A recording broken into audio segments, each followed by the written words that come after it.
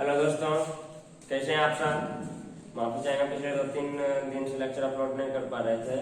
Board थोड़ा टूट गया था, अभी बोर्ड टूटा हुआ है, बेंच पर रख के वीडियो लेक्चर अपलोड कर रहे हैं।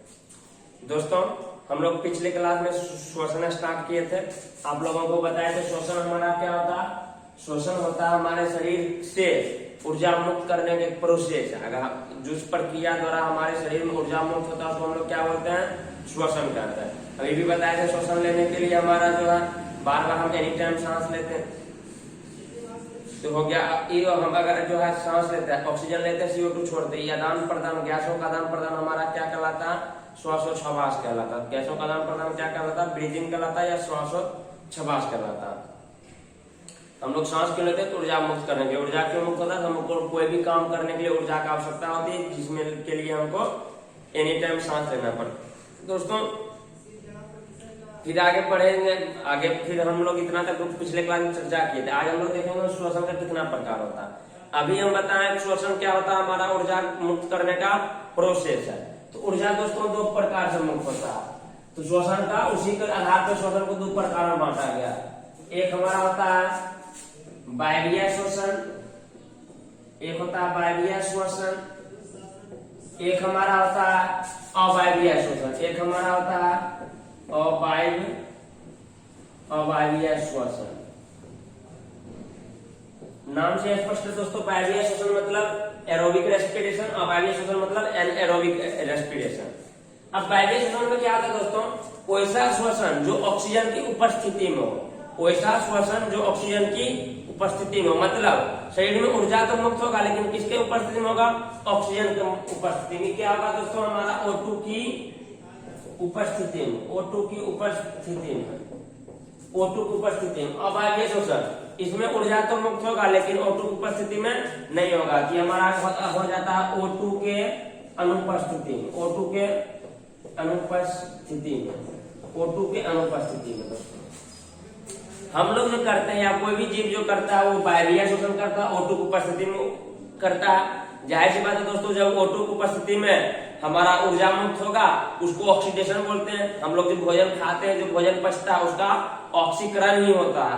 उस ऑक्सीकरण के दौरान हम लोग को अत्यधिक मात्रा में ऊर्जा उत्पन्न होता है। अत्यधिक मात्रा में O2 के प्रेजेंस में अत्यधिक मात्रा में ऊर्जा उत्पन्न होता है। अत्यधिक मात्रा में ऊर्जा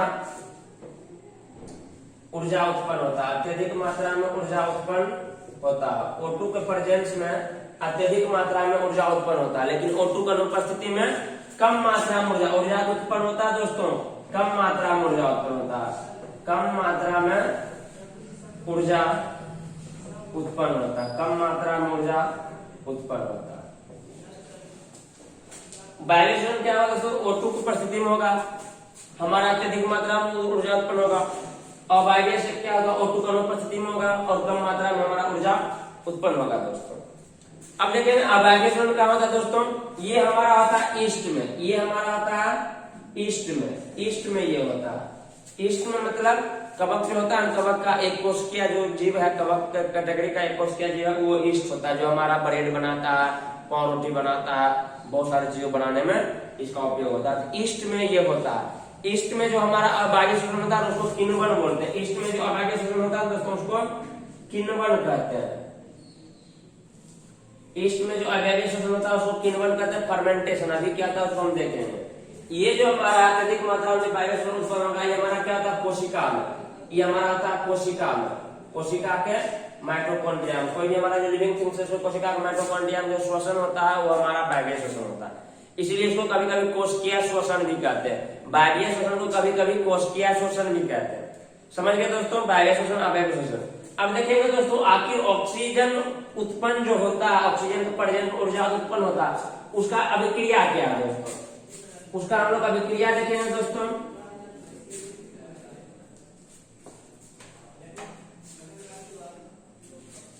दोस्तों, हम कोई भी चीज खाते हैं किसमें कन्वर्ट होता है, ग्लूकोज में। कोई भी चीज हम लोग खाते हैं किसमें कन्वर्ट होता है, ग्लूकोज में। ये हमारा श्वसन क्रिया है दोस्तों, श्वसन अभिक्रिया, श्वसन अभिक्रिया, अभिक्रिया, श्वसन अभिक्रिया। कोई भी चीज खाते हैं दोस्तों ग्लूकोज में, मतलब C6H12O6 प्लस O2 के प्रेजेंट में रिएक्ट करता, O2 प्रेजेंट में रिएक्ट करता, हमारा क्या बनाता है, CO2 में कन्वर्ट होता है, प्लस H2O में कन्वर्ट होता है, प्लस बहुत मात्रा में ऊर्जा उत्पन्न होता है, बहुत मात्रा में ऊर्जा उत्पन्न होता है। अगर इस इक्वेशन को बैलेंस करेंगे तो हमारा यहाँ 6 हो जाएगा, यहाँ हमारा 6 हो जाएगा, यहाँ हमारा 12 हो जाएगा। दोस्तों 12 दूना 24, 6 6 12, नहीं दोस्तों 6 ही होगा यहाँ पे भी, 12 6 हो गया, 6 12 6 18, हाँ ठीक है। 6 मतलब 1 6 6 6, ये हमारा इक्वेशन बैलेंस हो जाता है। तो ग्लूकोज हमारा O2 से रिएक्ट करता है, मतलब ऑक्सीडेशन होता है, कन्वर्ट होता है CO2 में और 6H2O में। ऑक्सीडेशन मतलब दोस्तों ऑक्सीकरण होता है, क्या होता है, ऑक्सीकरण या उपचयन होता है, ऑक्सीकरण या उपचयन होता है। दोस्तों ये जो ऊर्जा मुक्त होता है ना, ये ऊर्जा इंस्टेंट कन्वर्ट हो जाता है ATP में। ये ऊर्जा किसमें कन्वर्ट होता है, बहुत जल्दी कन्वर्ट हो जाता है ATP में। ये ऊर्जा किसमें कन्वर्ट हो जाता है, ये ऊर्जा हमारा ATP में कन्वर्ट होता है। ATP का फुल फॉर्म देखेंगे दोस्तों, तो हमारा होता है adenosine triphosphate, adenosine triphosphate. ATP का फुल फॉर्म होता है दोस्तों एडिनोसिन ट्राइफॉस्फेट। अगर इसको थोड़ा और कन्वर्ट देखेंगे, ऊर्जा जो है ना, ऊर्जा का 40% भाग, ऊर्जा 40% ATP में कन्वर्ट होता है। उसके बाद ऊर्जा का 60% जो भाग है ना, जो हमारे शरीर में ऑक्सीडेशन द्वारा जो ऊर्जा उत्पन्न होता है, उसका 60% भाग हीट के रूप में रिलीज हो जाता है। 40% भाग किसमें कन्वर्ट होता है, ATP में। ATP का फुल फॉर्म एडिनोसिन ट्राइफॉस्फेट, बहुत इंपॉर्टेंट मॉलिक्यूल है हम लोगों के, मतलब 10th के बोर्ड के एग्जाम के व्यू से और नॉलेज के व्यू से भी, आगे कॉम्पिटिटिव एग्जाम में भी आपको पूछेगा ATP का फुल फॉर्म क्या होता है। तो एडिनोसिन ट्राइफॉस्फेट, तो 40% ऊर्जा हमारा ATP में कन्वर्ट होता है, 60% ऊर्जा किसमें कन्वर्ट होता है दोस्तों, उष्मा में कन्वर्ट होता है। उष्मा में दोस्तों देखिएगा, आप कभी कभी आप खाना खाइए, खाना खा नहीं कोई काम नहीं, सुतले रहिए, फिर भी भूख लग जाता है। खाना खा कायदे से अगर हम कोई काम नहीं करेंगे तो ऊर्जा खत्म नहीं होना चाहिए, तो हमको भूख नहीं लगना चाहिए, लेकिन हम लोग खाना नहीं खाते फिर भी भूख लगता है। इसका मतलब है हमारा शरीर जो है एनी टाइम हीट रिलीज कर रहा होता है। हमारा शरीर एक समतापी है, हमारा जो हमेशा शरीर का टेम्परेचर समान बना रहता है, लगभग 98 फ़ारेनहाइट के आसपास, 96 फ़ारेनहाइट के आसपास बना रहता है। तो हम लोग का शरीर उसको मेंटेन रखने के लिए एनी टाइम शरीर से हीट जो है रिलीज करता है, उसमें बाहर रिलीज करता है। उसमें जब बाहर रिलीज करता है तो हम लोग को ऊर्जा खत्म हो जाता है, भूख लग जाता है। आप खाना खा के काम करिए चाहे नहीं करिए, सुतले रहिए तैयो भूख लगेगा। बात समझ रहे हैं? आप कभी सोचे ठंड के दिन में हम अधिक कपड़ा पहनते हैं, गर्मी क्यों लगता है? कपड़ा कोई गर्म होता है क्या, या कपड़ा ठंड होता है? नहीं दोस्तों, हम जो अधिक कपड़ा पहनते हैं ना, हमारे शरीर से हीट रिलीज होता है, वो वातावरण में नहीं मिल पाता, हमारे बॉडी के अंदर कपड़ा में लपेट कर आ जाता है, तो हम लोग को गर्मी महसूस होता है। हम लोग गर्मी खुद के हीट के कारण ही महसूस करते हैं, कपड़ा तो बस उस हीट को खाली रोकने का काम करता है। ऐसा नहीं कि कपड़ा गर्म नहीं होता दोस्तों, समझ गए दोस्तों? 40% ऊर्जा हमारा ATP में कन्वर्ट होगा, 60% उष्मा रूप में हमारे बॉडी से निकलते रहता है। अब जो है 40% ऊर्जा ATP में जो कन्वर्ट होता है दोस्तों, 40% ऊर्जा ATP में कन्वर्ट होता है। आज इसको देखते हैं क्या होता है। एक बार एक हमारा इस समय विक्रिया समझ गए, ATP में कन्वर्ट होता है 40% ऊर्जा, 60% उष्मा में। अब हम लोग देखते हैं दोस्तों खंड बाय खंड क्या होता है। पहले जैसे हम लोग ग्लूकोज, जैसे भोजन पचा ग्लूकोज कोशिका में क्या होता है, फिर हमारा ऑक्सीजन की उपस्थिति में क्या होगा, ऑक्सीजन की अनुपस्थिति में क्या होगा दोस्तों। सबसे पहले जो हमारा है ग्लूकोज, जो हमारा भोजन पचता है, C6H12O6, ये पहले हमारा किसमें जाएगा, कोशिका द्रव्य में, कोशिका द्रव्य में।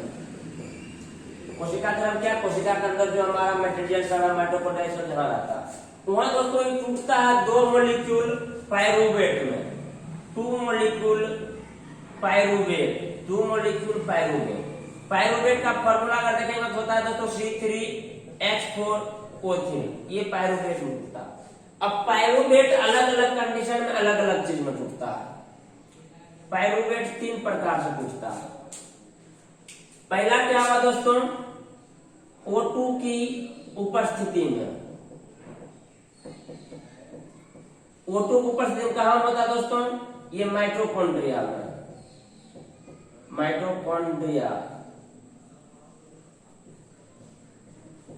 ये माइटोकॉन्ड्रिया में होता है। दूसरा हमारा माइटोकॉन्ड्रिया जब ये टूटता है ना दोस्तों, ये कन्वर्ट होता है CO2 प्लस H2O प्लस में ऊर्जा। ये ऊर्जा हमारा अत्यधिक मात्रा में होता है जो हम लोग के शरीर में होता है, इसलिए कोशिका शोषण बोलते हैं, क्योंकि हमारा O2 की उपस्थिति कहाँ होता है, माइटोकॉन्ड्रिया में होता है, माइटोकॉन्ड्रिया कोशिका के अंदर होता है। दूसरा दोस्तों ये पायरुवेट टूटता है O2 की अनुपस्थिति में,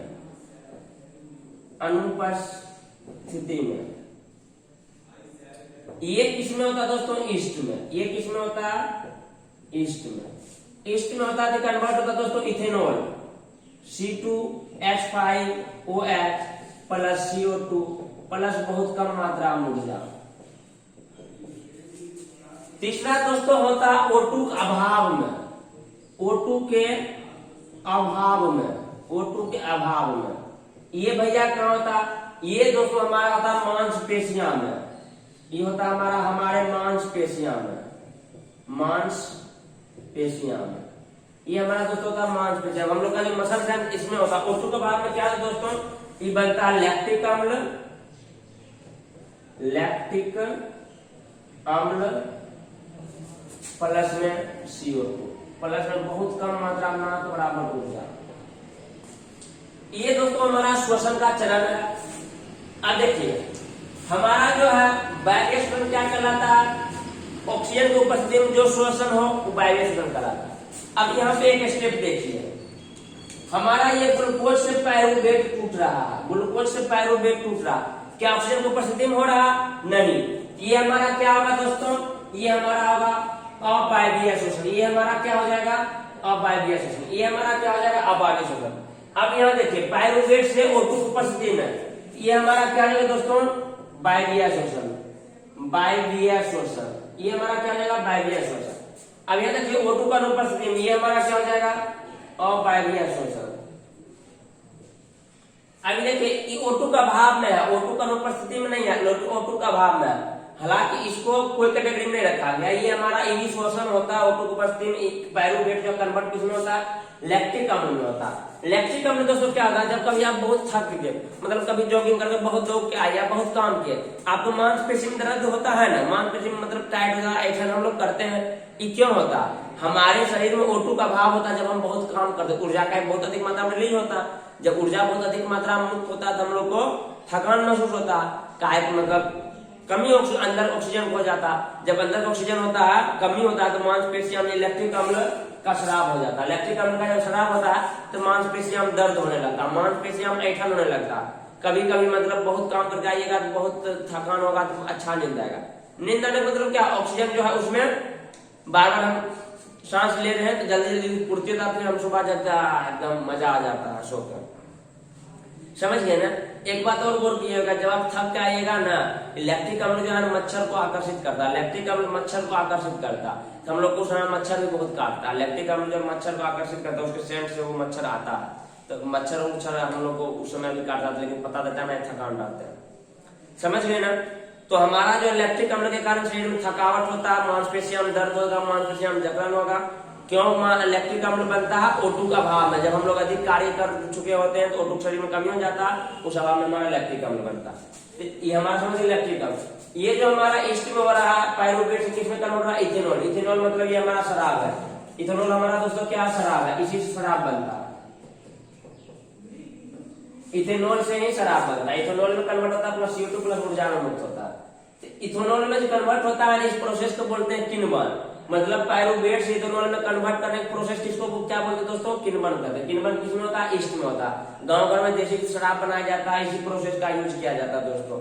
लेकिन हालांकि उसमें लोगों को पता नहीं है किस मात्रा में क्या डालना, कितना ईस्ट डालना, कितना क्या डालना, तो उसमें हमारा जो है कभी कभी जहरीला शराब बन जाता है, बहुत लोगों की जान चली जाती है। समझ गए दोस्तों। हमारा माइटोकॉन्ड्रिया हमारा होता है O2 की उपस्थिति में होता है, CO2 और H2O प्लस ATP में कन्वर्ट होता है। शोषण का बात समझ गए दोस्तों। अब हमारा आता है दोस्तों ATP का क्या होता है। जैसे बताया कि हमारा 40% किसमें कन्वर्ट होता है, ATP में। 40% ATP का क्या होता है सर जी, उष्मा तो समझे 60% में निकल गया तो हम भी महसूस कर रहे हैं, लेकिन 40% ATP का क्या होता है, ATP क्या है दोस्तों, अब हम लोग उसके बारे में पढ़ेंगे। ATP क्या है, उसका क्या होता है, इसको आप नोट कर लीजिएगा, ये चीज काफी इंपोर्टेंट है। ये सारा आपको अंडरस्टैंडिंग क्लियर कर देगा श्वसन का। अब दोस्तों आते हैं मुद्दा बात पे, एटीपी क्या है। एटीपी का फुल फॉर्म बताइए, ये एडिनोसिन ट्राइफॉस्फेट। दोस्तों ये हमारा एक मॉलिक्यूल है, ये एक प्रकार का कंपाउंड है। जैसे हमारा मान लीजिए H2O कंपाउंड होता है ना, COH कंपाउंड होता है, कार्बोक्सिलिक ग्लूकोज कंपाउंड होता है ना, C6H12O6, ये सब हमारा क्या एक मॉलिक्यूल है। उसी प्रकार एडिनोसिन ट्राइफॉस्फेट एक मॉलिक्यूल है, बहुत लंबा चौड़ा मॉलिक्यूल है, उसका हम लोग से कोई लेना देना है नहीं, हम यहाँ ड्रॉ नहीं कर रहे हैं। एक मॉलिक्यूल है, उस मॉलिक्यूल का जो बॉन्ड बनता है ना दोस्तों, उस बॉन्ड में ऊर्जा संचित हो जाता है। कोई भी बॉन्ड बनता है ना, जैसे हम लोग मान लीजिए दोस्ती करते एक ऊर्जा, उसमें एक दोनों आदमी दोस्त बॉन्डिंग करते थे, तो ऊर्जा का एक होता स्टोरेज हो जाता है, दोनों एक दूसरे मिलते हैं, एनर्जेटिक हम लोग फील करते हैं। तो वही हमारा एटीपी का जो बॉन्ड होता है, उस बॉन्ड में ऊर्जा जो है जमा हो जाता, ऊर्जा जमा हो जाता। अब ऊर्जा जमा किस लिए होता, कभी कभी देखिएगा हम लोग फास्टिंग कर लेते हैं, या कभी कभी एक्सीडेंट हो जाता, या कभी कभी हम भूखे रह जाते हैं, तो उस दौरान उस ऊर्जा का यूज होता। अब मान लीजिए एक्सीडेंट हुआ, बहुत सारा कोशिका हम लोग का डैमेज हो गया, शरीर मतलब बहुत जगह कट फट गया, वहां कोशिका डैमेज हो गया, तो नया कोशिका को जो बनाने में जो ऊर्जा लगेगा ना दोस्तों, वो ऊर्जा एटीपी देता, वो ऊर्जा को देता है एटीपी देता है। अब सोचिए कोई मशीन को चालू करने के लिए पहले थोड़ा बहुत हमको एनर्जी देना पड़ता है, करंट देना पड़ता है, या फिर डीजल पेट्रोल देते तब लोग चलता है, फिर वो एनर्जी मुक्त करता है। तो हम लोग शरीर का कोई भी सिस्टम चलाने के लिए कुछ ऊर्जा चाहिए, वो ऊर्जा ये देता, एटीपी देता। नए कोशिका बनाने के लिए, हमारे टूट फूट को अधिक करने के लिए, पूर्ति करने के लिए, हमारे शरीर के अंदर कोई तरह चेंजेस लाने के लिए एटीपी जिम्मेवार है। जितना भी ऊर्जा जिसको जरूरत होता है, हाँ भैया तुम लो। इसलिए दोस्तों एटीपी को हम लोग क्या बोलते हैं, ऊर्जा मुद्रा बोलते हैं। एटीपी को क्या बोलते हैं, ऊर्जा मुद्रा बोलते हैं। मुद्रा मतलब पैसा होता है, ऊर्जा मुद्रा के लिए जिसको भी कहता है भाई यहाँ तुम लो, जाके काम करो, इतना ऊर्जा हम तुमको दिए, तुम काम करो, इसलिए इसको ऊर्जा मुद्रा कहते हैं दोस्तों। अगर देखा जाए दोस्तों, 1 मोल एटीपी अगर लेते हैं ना, उसमें कितना ऊर्जा होगा, उसमें दोस्तों ऊर्जा होगा 30.5 किलो जूल। ये बहुत अधिक मात्रा में ऊर्जा था। 1 मोल अगर एटीपी लिए ना, उसमें हमारा कितना ऊर्जा होगा, 30.5 किलो जूल ऊर्जा होगा दोस्तों। ये बहुत अधिक मात्रा में हम लोग का ऊर्जा हो जाता है। 1 मोल एटीपी में बहुत अधिक, बहुत काम कर लेंगे हम लोग, बहुत सारा हम लोग। दोस्तों एक और आपको मजेदार बात बता रहे हैं, हमारे शरीर का सबसे ज्यादा % ऊर्जा जो है, सबसे अधिक ऊर्जा कौन कंज्यूम करता है, हमारा ब्रेन कंज्यूम करता है, हमारा जो है मस्तिष्क कंज्यूम करता है। हमारे शरीर में जितना भी ऊर्जा अलग अलग पार्ट ऊर्जा कंज्यूम करता है, सबसे ज्यादा ऊर्जा हम लोग का दिमाग कंज्यूम करता है। क्या दिमाग बहुत चीजें सोचते रहता है एनी टाइम, तो समय उसमें ऊर्जा बहुत लगता है।